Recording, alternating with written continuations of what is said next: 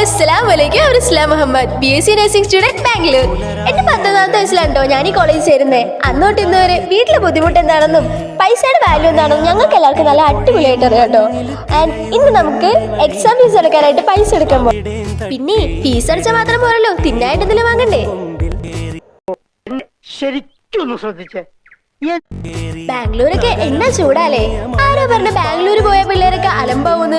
To be honest, പൈസയുടെ value നമുക്ക് നല്ലോണം മനസ്സിലാവും. ഇതില്ലെങ്കിൽ നമുക്ക് ഒരു പട്ടിയുടെ വിലയാണ്. സോറി, പട്ടിക്കൊക്കെ ഇപ്പൊ നല്ല വിലയുണ്ടല്ലേ.